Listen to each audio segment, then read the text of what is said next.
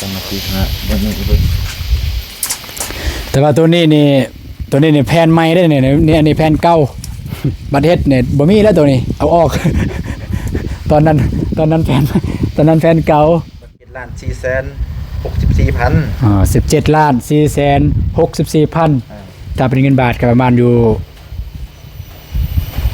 เกือบ 30,000เป็นไง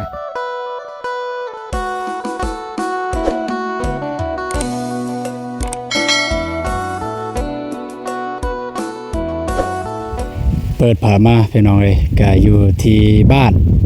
ไม่บ่าวตูนน้องบอมพี่น้องนะพอดีได้นัดแล้วว่าได้ไปเอิ้นทางทีมงาน3ไอ้น้องสิเอิ้นหันทีมงาน3ไอ้น้องเลยซะทีมงาน3ไอ้น้องพี่น้องนะมาเบิ่ง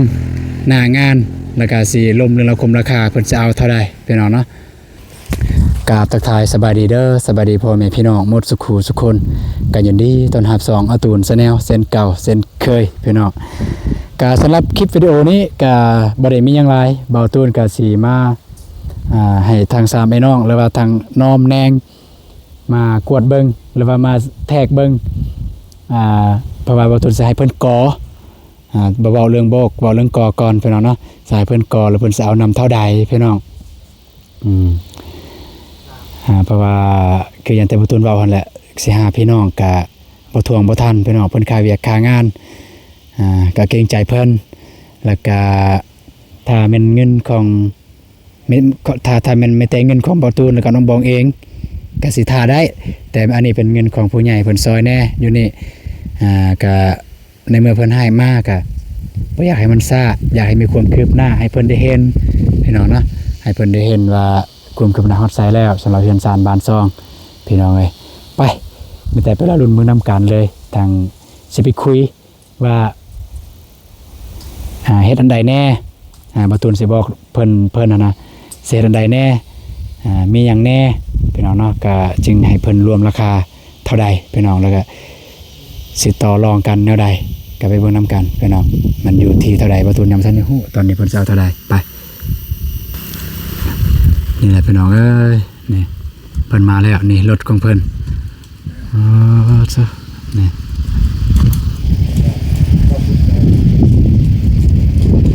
สบายดีเด้อสบายดีรับฟังสบายดีสบายดีเด้อสร้างอันนี้บ่สร้างกลางพูนสร้างใหญ่ นี่สร้างใหญ่พอได้สิฮู้เว้าแน่แบบเว้าเก่งๆแน่เก่งนะ สร้างบ่มีใครว่าเก่งไม่สิว่าเก่งก็ต้องถามข้อมูลนั่นแหละเว้ยเนาะจะฟังก่อนนี่ลมในนี้ ก็ที่เอิ้นมามื้อนี้ทั้ง3คนนี่เฮ็ดนำกันเลยบ่เฮ็ดนำกันโดยที่เอิ้นมาหามื้อนี้ก็คือบ่แม่นบ่ได้มีหยังหลายก็คือเพราะว่าบ่ตูนเองก็เห็นอยู่ในบ้านเฮาก็มีแต่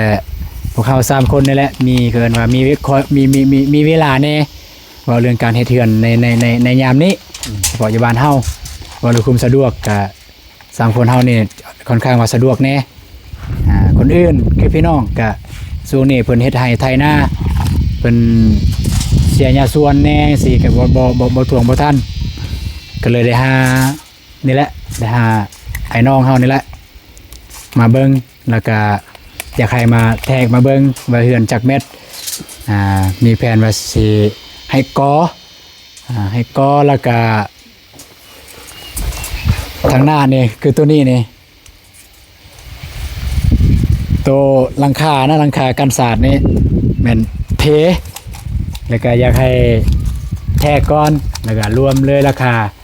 ว่าเท่าใด8x12โดยมันแหละ8x12 เฮือนแม่นเฮือนห่านนะเพราะทางเฮาถือได้ถือมันหนักซื่อเฮาถือนะแบบว่าบ่อยากเอิ้นเฮือนเอิ้นห่านก่อนเพราะว่าเฮายังอยู่นำพ่อนำแม่ นำเงินกกเงินเขาไปเอินอ่านไปก่อนประมาณนั้นอ่า ก็สัตว์ จักเม็ดนี้ สัตว์ ก็ลองมันจะลองแทกก่อนเบิ่งละประมาณจักเม็ด2 เม็ดแทก ให้ออกคนเลย ฮะ ให้ออกคนเลย เอาออกกันยัง นี่แหละตูกันศาสตร์ ออกสำนีบ่หรือว่าเพียงกับเสานี่เลย เพียง ซาดเนี่ยประมาณคือซีเมนต์ซัมนี่ประมาณ30 เซนเพราะว่าเป็นขอบไปพุ่นเลยเด้ขอบพนับคล้ายๆคือขอบเลยอะนะเส้นทางนี้แม่นทางนี้คล้ายๆแบบขอบเลยไปพุ่นมาพี่มันตรงนี้แบบคือในแบบที่ให้น้อมเบิ่งเมื่อเช้านี้ บ่เห็นแบบหูกัน เดี๋ยวสิให้เบิ่งเดี๋ยวสิให้เบิ่งแบบแม่น ไปที่แทกกันแล้วเป็น 2 เมตรไป 2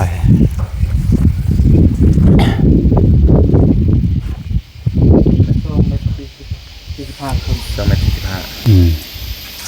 2 เมตร45ยังมีอีก แต่ว่าตัวนี้นี่แผ่นใหม่ได้เนี่ยนี่อันนี้แผ่นเก่าบัดเฮ็ดเนี่ยบ่มีแล้วตัวนี้เอาออก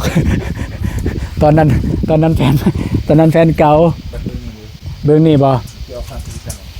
เบิ่งนี่เอาออกซ้ำกันเลย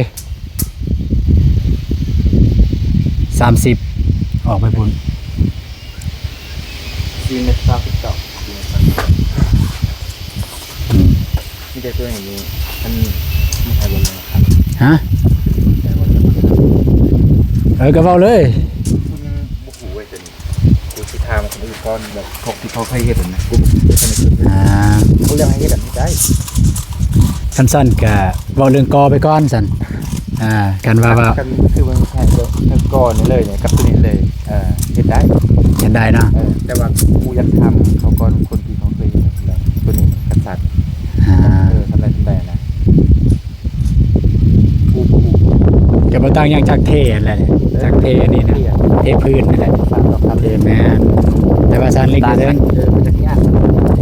ทพื้นกับเทถึงตั้งกันใส่ก้อนลายเทถึงใหม่นั่นแหละยึดไว้อยู่ถึง ก็เรื่องก็บัดก็ครับมันช่างเอา แต่ว่าเท่านั้นมันนี่มาเท่านั้นเนาะแน่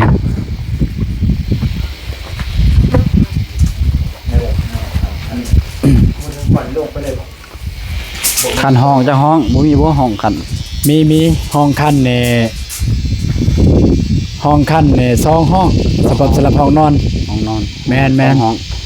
อันนี้อยู่บนเฮายืนนี่เป็นห้องโถง โถง แม่น คันเบิ่งนั้น เบื้องนั้นห้องนอนบนห้องนอนนี่มันเตนี้เตโมนี่ไปหาจำหันเลย แล้วก็หานเครื่องเลยแต่นี่ไปพุ่นหานเครื่องเลย นี่กลาง แม่นแบบนั้น นอน แม่นในห้องนอนไปพุ่นฮะห้องน้ำก็จะนี่แหละอยู่นี่ ตัดไป แม่น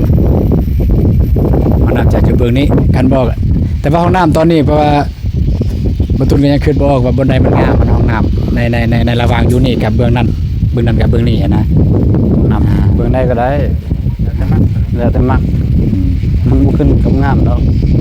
เรื่อง มันได้คือ อยู่นี่มักอยู่หั่นก็อยู่หั่น แต่คิดว่าในประตูคิดว่าเพราะว่าอยู่นี่เป็นบนบอสอยู่อันนี้เป็นเถียงเด้อคิดว่าในอยู่นี่เพราะว่าเป็นบนนอน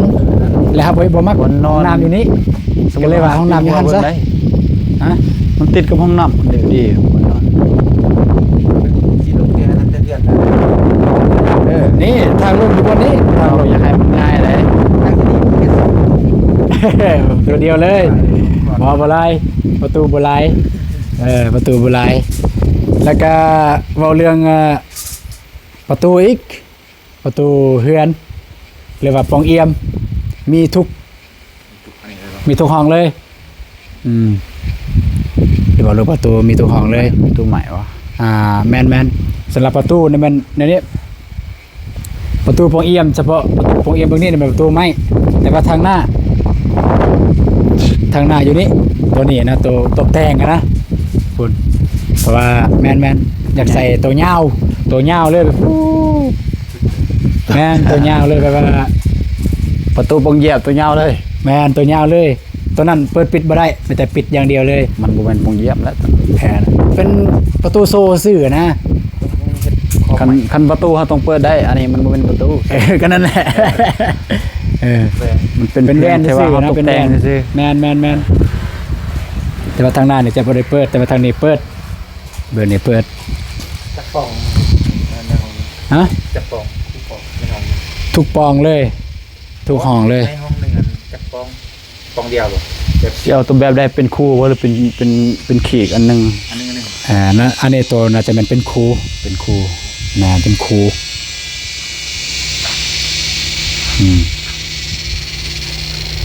เป็นคู่1 2 3 4 5 6 7 8บ่เบิ่งนั้นบ่มีทางหลังบ่มี อ้าว เฉพาะแต่ทางหน้านี่ เฉพาะแต่เฮือนใหญ่นะเฉพาะแต่เฮือนใหญ่โอ้เจเพิ่นมานำเจเพิ่นมานำก็ประมาณนั้นแต่ว่าให้ถ้าขอนอมกัน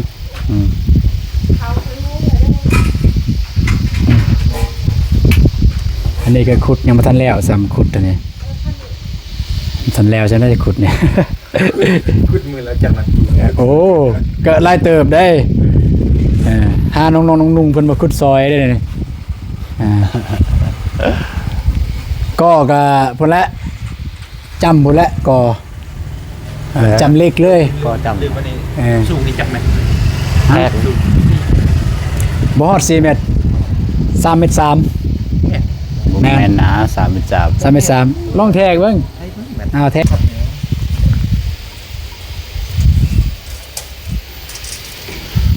นะก็ใส่เล็กแล้วประมาณเอานี่เท่าไหร่3เมตร3คุณสูงใน3เมตร3ประมาณนี้แหละ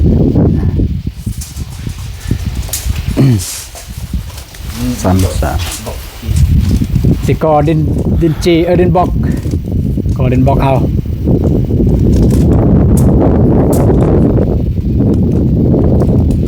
ประตูนี่อยู่นี่จะเป็นประตู2 บานจังซี่2 บานประตูปองเอี่ยมแล้วก็อยู่นี่ในประตูตัวน้อยๆยาวๆครับตัว50เท่าไหร่50เมตร5 แมนแบบคือเบานุ่งหันแบบคือประตูปงเอี่ยมเบานุ่ง ตัวนั้นบ่ แมนอยู่หัน เม็ดซาว แมนตัวนั้นสำนัก งามเลย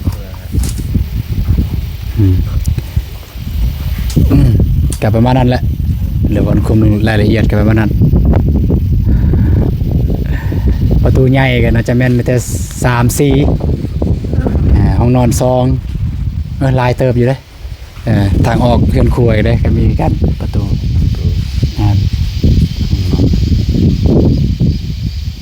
หรือก็เต็มเลยบ่ห้องมันหรือว่า ไม่ได้ก็เต็ม เฮาตัดเอาห้องมันให้มันเต็มเลยบ่4เมตรหรือว่าตัดเอา ตัด เป็นได้ดิ แบบมันได้ความหมายตัด ห้องหันหน้าให้มันเต็ม4เมตรเลยบ่หรือว่าสิเอาตัดสมมุติว่าซ้ำนี้จะเอาซ้ำนี้ โอ้เต็มเลยนี่ เต็มเลย เต็มตามเสาหันเลยให้ห้อง 1 2ก็2 มันตอนนี้ที่เตียงเลยที่เนาะก็เตียง ก็เนี่ย เตียงกับเสา ก็เลี่ยมเสานอกติ แมน เออ ก็เสานอกบ่ให้เห็นเสาอยู่นอกความหมายนะแต่ว่า เพราะว่ายังให้มันซื้อกับเหล็กอยู่เทิงกันเลย แม่น ให้มันซื้อกับเหล็กอยู่เทิงกันเลยแบบนั้นนะถ้าเฮาสิก่อในปุ๊บมันก็แอมฟ้าเทิงกันมันจะออกนอกไปหลายก็บ่งามคันเฮาอยากได้สมมุติเฮาอยากได้ให้เห็นเสานอกในอนาคตนอกต่อหน้าก็แต่งเอา แต่งเอา แต่งเอาก็ได้แบบนั้นนะก็มันจะมาจังสั้นแหล้วก็มันนี่ที่นอม กูก็เลาะเลยแล้ว เราคมราคาเนี่ยก็เท่าใดก็ไรเป็นจังใดไรแนวใด บ่มีโทรศัพท์สิได้ ก็บอกได้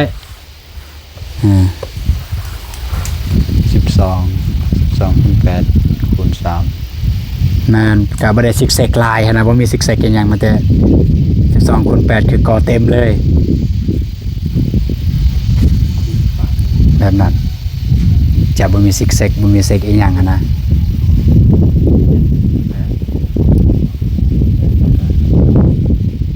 เอ็ดสองสาม อีหยัง ฟ้าตัด ฮะ ตัวที่ได้ก่อฟ้านี่นะ อ๋อ ตัวข้างหน้านี่จะไปตรงใดบ่ได้ก่อบ่ ตัวใด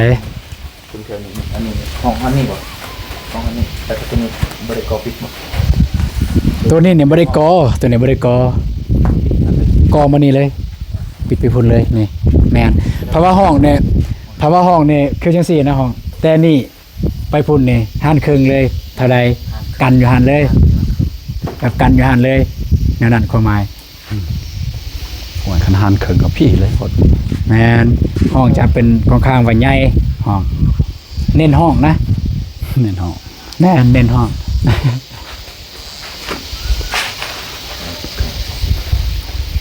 371 472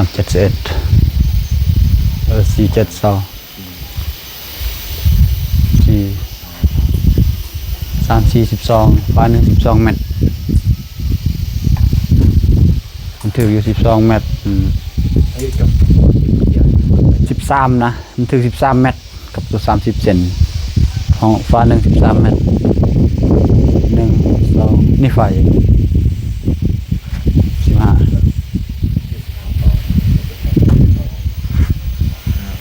7 8 9 10 11ราคานะครับ2 3 4 5 อันนี้ก็มันได้กอไปพุ่นก็บ่ได้กอลายแต่เพราะว่าประตูแล้วเด้ 16นะ อืม15 16 16ฟ้าเนาะมึงเทื่อหันนับเขาลืมมันนะ นับไม้เบิ่งสันนับไม้เบิ่ง แม่ในกองหนักมันกูบ่ทันได้ไล่ Ừ. หนักเอากองแล้วมื้อนั้นกูจะทำอย่างเอาห้องน้ำเลยขัดห้องน้ำ เบิ่งเด้อ กูลงไล่ 1 2 3 4 5 ห้องน้ำนึงบ่ 7 ห้องน้ำหนึ่ง 8 9 10 เอ้ยยังบ่ทันได้ขุด 12 เป็น 13 14 15 ก็บัดบัดนั้นมาก็สิให้เด็กน้อยมาขุดแล้วก็ก่อขึ้นเลย ห้องน้ำเนาะไม่เรานับที่ห้องน้ำนี่ห้องน้ำก็ได้ห้องเดียวเหรอ ฮะ ห้องน้ แม่นห้องน้ำห้องเดียวน่าจะแม่น แม่น ดู เลย นี่แหละ บ่ ห้องน้ ำตัดเหรอ ำห้องน้ำเนี่ยตัดอยู่นี่เพราะว่าประตูเข้าแต่หันเด้ประตูเข้าแต่หันก็อยู่นี่อยู่บนเจ้ายืนหันมานี่แล้วก็ห้องน้ำก็บ่ได้ใหญ่นะห้องน้ำประมาณนี้ ห้องเดียว แม่นห้องเดียวอยู่นี่แหละนี่ห้องน้ำอยู่นี่ ห้องเดียวมันมี2ฟ้า ไปพุ่นก็ 4 เมตร เป็นครัวเลยไปพุ่นเห็นครัว พอดีมันเป็น17ฟ้า ประมาณนี้งาม แม่นั่นนี่ทางลง ขับบ่ได้ขัดได้ยัง หืม ปาลงเลยเนาะ แม่นปัดลงเลยอยู่นี่เฮ้ยบ่แม่นประตูเด้เปิดประตูนี่ประตู ก็เช็ดอีสักประตูกันนะปะ กรึบประตู คันตัวนี้คันต่างมันบ่ใส่ก็ได้ประตูมันยังบ่เบื่อ แล้วแต่ แล้วแต่สิเบิ่งว่ามันงามซำใดงามแนวใดแต่ว่า คันเฮาสิใส่ประตูมันก็ขี้ลายอีสักตัวนั้นก็อัด มันก็อัดเบิด อยู่นั่น อันนี้ห้องน้ำ มันก็มีประตูอยู่แล้วห้องน้ แม่น ำต้องใส่อยู่นี่คันเฮาสิใส่ก็มันเปลืองซื่อมันยังแบบ แต่ว่าต้องได้กอ เฮาก็ซื่อ ต้องได้กอ ตามเนาะเป็นของมันไม่ได้เปลืองก็ใส่ เบิ่งความจริงตัวจริงแนวใดแล้วก็ไปพุ่นเป็นเห็นครัวไปพุ่น ตัวนี้พอเฮาตัวนี้เฮ็ดนี่มักก็ใส่บ่มักก็บ่ใส่ ประมาณนั้นแหละไล่คืนแล้วบ่ 17เบิ่ง17ฟ้าเด้อตัวนี้มันก็ถืออยู่ ใส่ห้องน้ำเลย 10 เมตร บ่ได้ไล่บ่ห้องน้ำ ไรเนี่ย ตอนนั้นไล่กับห้องน้ำเนาะ ตัวนั้นไรกับห้องน้ำเลย แต่ว่าห้องน้ำนี่ก็ขึ้นได้ห้องน้ำก็ขึ้น แต่ว่าได้ขุดอยู่ขุดแล้วก็ขึ้นไอ้เพียงฟ้านี่นะแต่ว่าขุดไปเรื่อยๆแล้วเดี๋ยวเขาจะสิขึ้นมาขุด 800,000นะ ลายใหม่บัดนี้ลายดีๆได้ ต้อง กลงราคากันก่อนคักๆแน่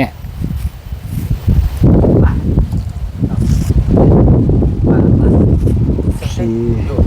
บ่ที่ว่าบ่แม่นทางนอกนี่ ไอ้ยังฝา ฝั่งน้ำจะตกคันไปจะไหนนี่ตัวอยู่ในหรือว่าอยู่นอกน้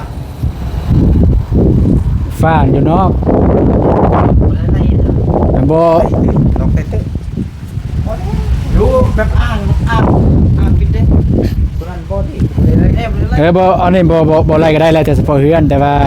ไล่แต่เฉพาะกออยู่ในนี้ความหมายนะแต่ว่านี่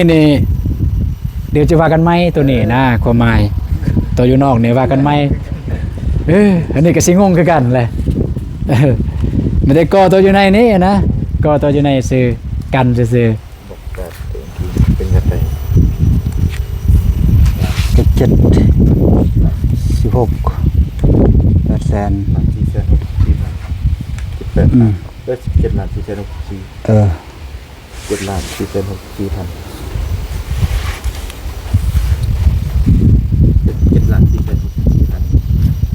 17 ล้าน ไล่เลยกับตัว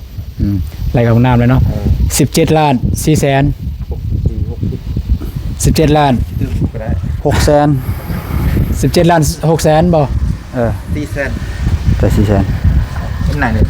อ่านใหม่เบิ่งอ่านคักๆเลย 7,464,000 17 ล้าน4แสน64,000ถ้าเป็นเงินบาทก็ประมาณอยู่เกือบ 30,000เป็นไงเกือบ 30,000 โหดดอก 30,000เดี๋ยว เกือบ จะได้ เงินบาทคูณนั้น มัน700,000ลูกเด้ โอ้ย6แสนปลาย ฮะ 6แสนปลาย ใช่บ่700,000 ประมาณ 600,000เท่าไหร่ 6แสน8 680,000มันก็ถืออยู่20,000ไป 2,000ปลายเกือบ20,000กับล้าน3 เงินไทยโคตรรู้สึกว่าหน่อย อีกสัก20,000ล้าน3 เงินเท่า 20,000 20,000ล้าน3บ่ 13ล้าน13ล้าน อ่า ลงก็ประมาณนั้นแหละไม่แต่ว่าก็คันบ่ค่าเวียกค่างานก็อยากให้มันดำเนินเลย โอ้ยจะน่าก็ได้อยู่เลยนะ สักค่อยเฮ็ดค่อยไป โอเคสั่นแล้วเดี๋ยวมีแต่ว่ามื้ออื่นเฮาก็สิได้กะเกียมเมาเรื่องไม้อันใดบ่พอ แต่ว่าไม้นี่ก็ยังได้อยู่นี่ไม้เฮานี่งามอันนี้ยังงาม ได้เข้าได้น้ำก็ได้บ่ได้ก็บ่เอา งามไม้แต่ว่ามีแล้วมีแต่ซื่อๆแฮ ประเภทนัดเป็นเลขที่บอกผม นอนบอกกันขนาดเท่าไหร่ 8คูณ7 จังหวะบ่ได้ นัดเดี๋ยวดูแล้วว่าใส่นะ ได้บอกมีลองแทงเบิ่งน้องมันเลยนี่แหละตัวนี้แหละเออ ตัวนี้ ต่างเลยตัวนี้คง พอดีซื้อนัดไปเลย ซื้อน็อตยาว เห็นยังน็อต ทีนี้ได้สิเฮ็ดในแบบนึงจริงง่าย เอาอันนี้เลยเฮ็ด บัดแล้วน่าเห็นอยู่ดอก โอ้ได้แนวใหม่ได้บ่เนี่ยได้ ประมาณซื้อซ้ำ2ตรงก็ได้2แล้วก็3นี่ ๆถุงหนึง ตรงนึงก็บ่ได้แพงนะ3-40นี่แหละ50 โอเคมีแต่ว่าจังซั่นแหละถ้าเป็นแนวใดสมมุติว่าแม่นอยู่บ่ตูนว่าคือบ่ตูนนี่อยากเอาเลยมาเฮ็ดเลย แต่ทั้งนี้ทั้งนั้นสมมุติว่าบ่ตูนทำเมียหรือครอบครัวและเมียว่าโอเคมันบ่อยากฆ่ากันมันบ่ได้อะนะก็สิแจ้งอีกครั้งหนึงแต่ถ้าเมียว่าได้ก็ได้ก็สิโทรบอกอีกครั้งหนึงแล้วก็มาเริ่มงานเลย แต่ว่าจะได้ก็ตามแต่บ่ตูนก็สิซื้อเตรียมมาไว้เลยสำหรับเครื่องของประมาณนั้นแหละไปจบการเจรจาถือว่า17ล้านเท่าไหร่แหละ646,000ไปมาจับมือก่อนได้รวมงาน ไปพี่น้องเลยโดยไปพี่น้องคนออกเมื่อแล้วพี่น้องตอนนี้เวลาประมาณ1 โมงเพิ่นก็เลิกเวียกแต่พุ่นแหละแต่เพื่อนพ่อบ้านก็ประมาณนี้พี่น้องก็มีแต่ประตูนก็สิซื้ออันนั้นเติมซื้อแฮมีแต่แฮละซื้อเล็กน้อยซื้อแฮซื้อวงกบเอาเดี๋ยววงกบก็สิไปเบิ่งอยู่ในเมืองว่าสิเอากบแบบใดแน่พี่น้องไปพี่น้องเอ้ยก็ได้ตกลงแล้วอยู่ที่17 ล้าน 646,000เพิ่นไล่เป็นเม็ดกะเลเม็ดหนึงตก80,000กีบ80,000กีบนี่ก็ถ้าเป็นเงินบาทก็ประมาณอยู่ร้อยกว่าบาทไปหน่อยประมาณ140 บาทหรือว่า150 บาทนี่แหละประมาณนั้นประมาณนั้นแหละ140 บาทตกอยู่17 ล้านปลายถ้าเป็นเงินบาทก็ประมาณอยู่เกือบ 30,000 20,000 ปลายไปเลยไปก็ไม่ได้ว่าประมาณนั้นแหละพี่น้องไปก็จะได้จบคลิปเพียงเท่านี้ก่อนพี่น้องก็ได้หมดก็ขอบคุณเด้อผู้ใหญ่ใจบุญและทุกท่านที่ตามชมคลิปของเบาตูนตั้งแต่ต้นคลิปจนจบจนจบคลิปจะได้ก็ขอให้พ่อแม่พี่น้องจงมีสุขภาพแข็งแรงร่ำรวยเบิดสุขสุขคนและอย่าลืมคอมเมนต์มาพี่น้องว่าค่าจ้างเท่านี้โอเคบ่พี่น้องกับสถานการณ์แบบนี้พี่น้องเบาตูนบ่ทันก็เลยเอาทีมงาน3พี่น้องเพิ่นมาก่อก็อย่าลืมคอมเมนต์พี่น้องเนาะไปเจอกันในคลิปต่อไปพี่น้องไง